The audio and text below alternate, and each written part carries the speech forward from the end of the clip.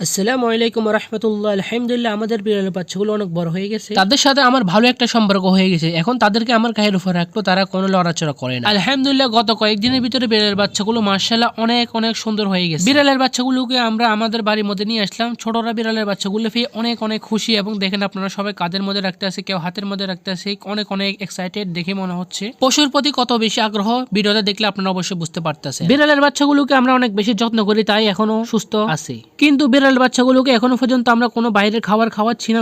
আমরা যা খাই বিড়ালকেও তা খাওয়াই। এখন দেখতে পাচ্ছেন আমি আমার কাঁধের মধ্যে নিয়ে নিলাম বিড়ালের বাচ্চা দুইটাকে। আমি অনেক এক্সাইটেড বিড়ালের বাচ্চা দুইটাকে পেয়ে। ছোটদের মতো আমি একটু উৎপন্ন হয়ে পড়লাম বিড়ালের দুইটা বাচ্চাকে পেয়ে, কারণ আমি বিড়ালকে অনেক বেশি ভালোবাসি। শুধু বিড়াল নয়, আমি সব প্রাণীকে বেশি ভালোবাসি এবং আমি পশুপ্রেমী। তো বিড়ালকে নিয়ে তো অনেক মজাই করলাম। এবার একটু বিড়ালকে দেখে আসি ঝুড়ির মধ্যে। বিড়ালের জন্য আপাতত একটু ঝুড়ি ব্যবস্থা করলাম, যাতে বিড়ালগুলো সুন্দরভাবে থাকতে পারে। কিন্তু তা আর হচ্ছে না। বিড়াল অনেক দুষ্ট হয়ে গেছে, এবং কালো যে বিড়ালটা দেখতে পাচ্ছেন, ও শুধু উপরে উঠে যায় এবং নামার চেষ্টা করে, এবং শেষ পর্যন্ত নেমে গেল। ভিতরে কোনোভাবে রাখতে পারছিলাম না বিড়ালের বাচ্চাটা। কিন্তু আমাদের আরেকটা বিড়াল একটু দুর্বল, তবে আলহামদুলিল্লাহ অনেক অনেক ভালো আছে। তো আমরা বিড়ালের বাচ্চাটাকে আবার রেখে দিলাম সেই ঝুড়ির মধ্যে। এখন দেখতে পাচ্ছেন বিড়ালের বাচ্চা দুইটাকে ঝুড়ির ভিতরে রাখার পর অনেক খেলাধুলা করতে আছে। বিড়াল দুটো আলহামদুলিল্লাহ অনেক অনেক বেশি সুস্থ আছে। এর পরের দিন আবার চলে আসলাম বিড়াল দুটোকে নিয়ে। তাদেরকে কাঁধে রাখতে আমি খুবই পছন্দ করি এবং স্বাচ্ছন্দ্য বোধ করি। ভালোই লাগছিল খুব। কিন্তু দুঃখের বিষয় হচ্ছে কিছুক্ষণ পর দেখলাম বিড়ালের নখ আমার গায়ে লাগতে আছে। তাই অনেক ব্যথা পাচ্ছিলাম এবং বিড়াল দুইটাকে আমার গায়ে থেকে নামিয়ে নিলাম।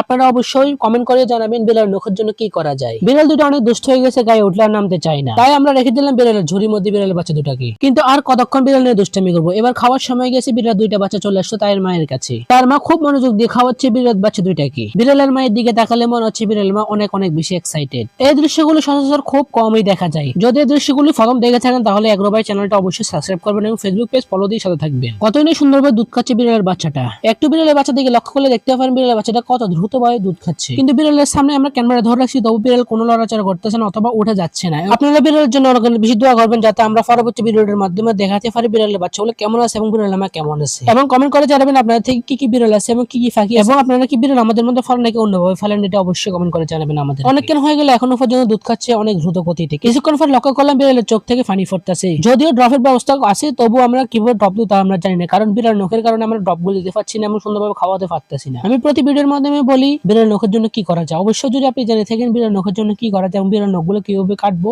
অবশ্যই কমেন্ট করে জানাবেন। বিড়ালের বাচ্চা এবং কবুতরের বাচ্চার সাথে অনেকটা মিল রয়েছে। কবুতরের বাচ্চা এবং বিড়ালের বাচ্চা সবসময় পেট ভরা পর্যন্ত খায়। বিড়ালের বাচ্চাকে খাওয়া শেষ ছেড়ে দিলে আমাদের চোখের মধ্যে একটু খেলাধুলা করতে হয়। দুইটা বাচ্চা দেখতে পাচ্ছেন অনেক সুন্দরভাবে, কিন্তু খুবই শীঘ্রই বিড়ালের বাচ্চা দুটাকে প্রশিক্ষণ দিতে হবে কিভাবে টয়লেট করতে হবে, তা না হলে আবার উপরের মধ্যে টয়লেট করে দিবে। বিড়ালের কালো বাচ্চাটার গায়ে লোম অনেক অনেক বেশি কাটা দিয়ে গেছে দেখে মনে হচ্ছে, এবং কম্বল কিনে যাচ্ছে যাতে ওখানে ভিতরে থাকতে পারে। তো আমরা পরবর্তী ভিডিওর মাধ্যমে দেখাবো বিড়ালের বাচ্চার জন্য শীতের কি ব্যবস্থা করছি। তবে আলহামদুলিল্লাহ আমাদের বিড়ালের বাচ্চা দুটো একটা খেতে পারে। এখানে কিছু ময়লা ভাত আছে, ওই ভাতগুলো দেখেন বিড়ালের বাচ্চাটা কত দ্রুতভাবে খাচ্ছে। অবশ্যই দোয়া করবেন যাতে খুব শীঘ্রই আমরা বিড়ালের বাচ্চাকে খাওয়ার অভ্যাস করে ফেলতে পারি।